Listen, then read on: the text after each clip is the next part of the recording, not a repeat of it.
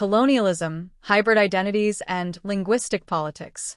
On the occasion of February 21st, International Mother Language Day, restricting a language is not merely restricting words, it is restricting identity.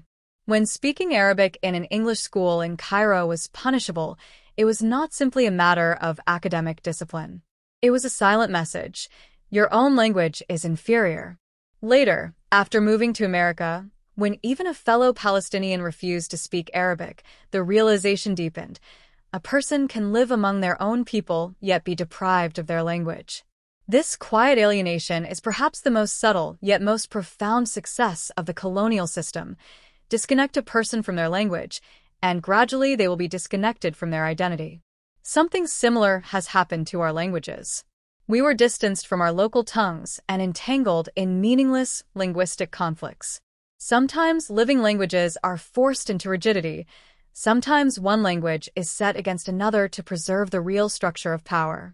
In this politics of language, the real question is not which language is beautiful, but which language is tied to authority, employment, and state power. Language is never static. It evolves with time. Thinkers like Homi K. Babha and Frantz Fanon explain that in postcolonial societies, pure culture no longer exists. New hybrid identities emerge, and language reflects this transformation. We are all hybrid to some degree. I myself am a hybrid Punjabi. My speech contains Punjabi, Urdu, and English. This is not weakness, it is evolution. If language does not adapt to changing needs, it becomes merely a textbook chapter. A living language is one that is spoken, written, and understood today. I have witnessed Punjabi conferences and also the elitist attitudes surrounding Urdu. By identity, I am Punjabi. Punjab is my soil. Yet I am also part of the broader civilization of the subcontinent. As a Muslim, the Indo-Muslim cultural tradition shapes me, and due to the British period, English has influenced me as well. All of this forms my present self.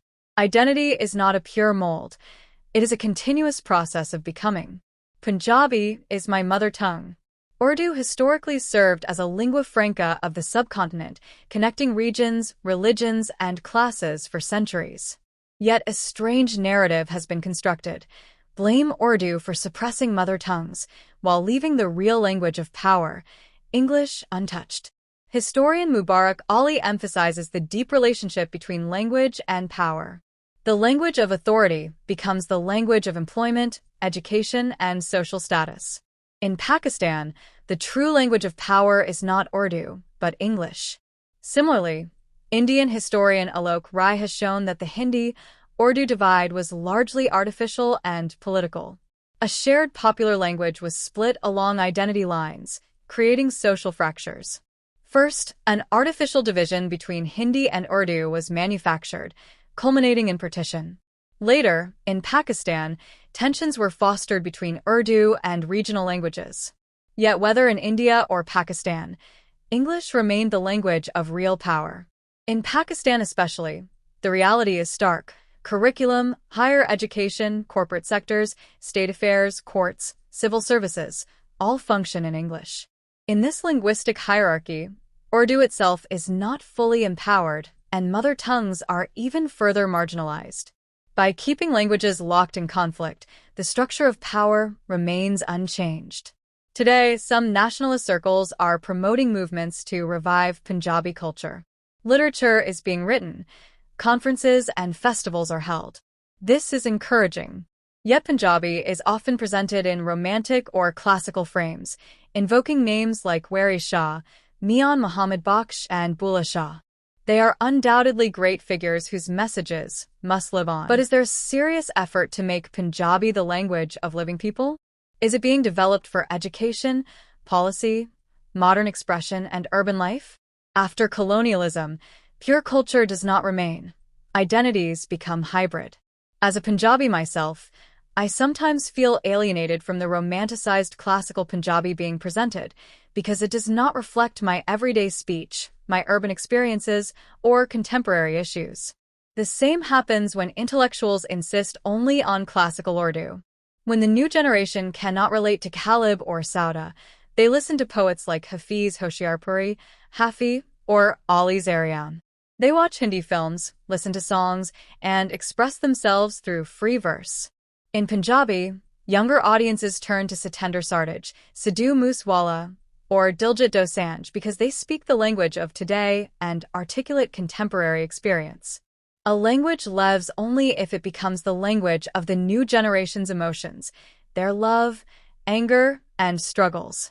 When language is confined to romanticism and classicism, expression becomes artificially restricted.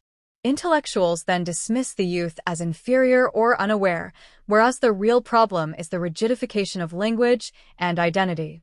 A living language breathes. It changes, invents new expressions, and creates new idioms. It prioritizes meaning over rigid vocabulary rules. Ultimately, this issue is not merely cultural, it is political. Until mother tongues are linked to education, employment, courts, and policymaking, they will remain symbolic. As long as structures of power remain in English, other languages will remain defensive. Setting Urdu against mother tongues, or vice versa, ultimately benefits English. The solution is not to pit languages against one another, but to democratize power linguistically. Because language is not only identity, it is also authority.